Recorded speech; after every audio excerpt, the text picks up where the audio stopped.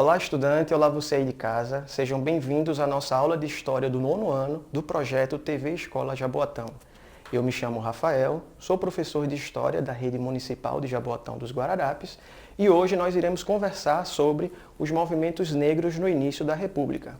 Mas antes de a gente iniciar a nossa aula, é importante que a gente faça um breve contexto histórico que vai situar você no tempo e no espaço e permitir um melhor entendimento do assunto que está sendo estudado. Tudo bem?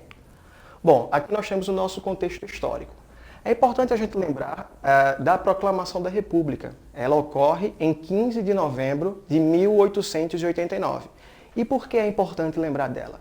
Porque ela representa um marco na mudança da configuração política do nosso país. Antes nós éramos uma monarquia e tínhamos como líder de governo o imperador. Agora nós vamos ter um presidente da República. Então, nesse contexto, a gente já tem uma mudança política importante. Tá? Antes disso, vai acontecer a abolição da escravidão, que ocorre precisamente no dia 13 de maio de 1888, após a assinatura da Lei Áurea pela Princesa Isabel.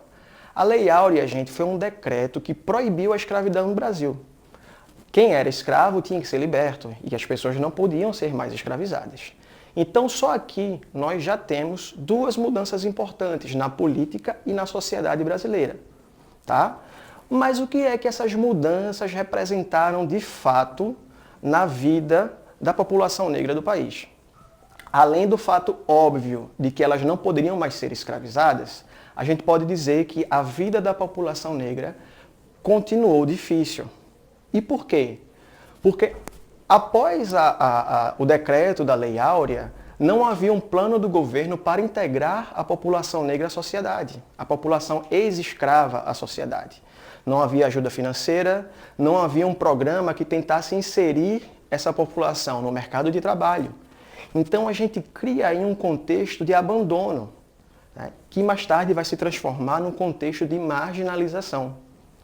Uma parte dessa população que agora era ex-escrava, que agora era liberta, permaneceu no campo, trabalhando para os fazendeiros, antigos senhores de engenho, em troca de salários muito baixos, ou às vezes em troca até de um local para dormir e comida. Porém, grande parte dessa população vai migrar para os centros urbanos, em busca de emprego e melhores condições de vida. Tudo bem? Bom, é nesse contexto É nesse contexto de abandono e marginalização que a população negra vai se mobilizar.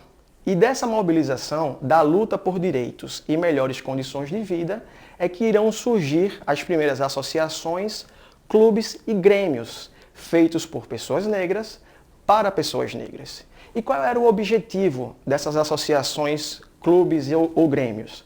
O objetivo era promover a socialização dessas pessoas. É importante a gente lembrar que a população negra, os negros, não eram bem-vindos em locais frequentados por pessoas brancas. Então, essas associações, esses clubes, vão permitir também uma socialização segura. Mas não era esse o único objetivo desses clubes. Eles também promoviam a mobilização, né? Eles mobilizavam seus integrantes para lutar por melhores direitos. Então, para resumir, a gente pode dizer que o objetivo dessas associações, desses clubes, dessas agremiações ou grêmios, era de mobilizar e socializar. Tá? Um exemplo desses clubes é o Fica Aí para ir 17. E aqui nós temos uma foto que foi tirada na época, e a gente vê aí os integrantes do Fica Aí para ir dizendo, fantasiados, provavelmente em algum desfile de carnaval. Tudo bem? É nessa esteira de mobilização que vai surgir também o que nós chamamos de imprensa negra. E a imprensa negra ela vai surgir em diversos estados do Brasil, incluindo São Paulo, Rio de Janeiro e Pernambuco. Mas o que de fato é a imprensa negra? A imprensa negra, minha gente, é uma série de periódicos, revistas, jornais, publicados com o objetivo de informar e conscientizar a população negra sobre assuntos diversos como saúde pública, educação e moradia. Um dos primeiros periódicos da época é chamado de O Menelik. Ele foi publicado em 1915. Eu trouxe aqui para vocês uma foto de uma primeira página do Menelik, que foi publicada em 1º de janeiro de 1916. E aqui, gente, cabe uma breve explicação do nome, né? O Menelik. Esse nome faz referência a um antigo imperador etíope, né? Um antigo imperador da Etiópia. Mas também tem um outro significado. Menelik era como os imigrantes italianos se referiam aos negros. Tudo bem? Uma outra publicação muito importante da época é o Clarim da Alvorada, de 1924. E aqui a gente percebe um comentário social mais incisivo. Eu quero que vocês prestem atenção nessa imagem e observem. A gente tem aqui uma mulher negra amamentando um bebê.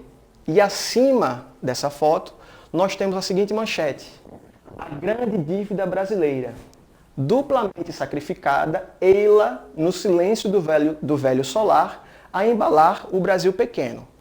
O comentário social que existe nessa foto é muito importante. É como se o jornal estivesse dizendo para você que quem está embalando, quem está alimentando o futuro do Brasil, representado pela criança, é uma mulher negra. E observe ali também, na manchete, o duplamente sacrificada. O primeiro sacrifício dessa mulher negra a gente já sabe qual é. Provavelmente ela é descendente de escravos. E qual será esse segundo sacrifício? Será que é porque ela é mulher?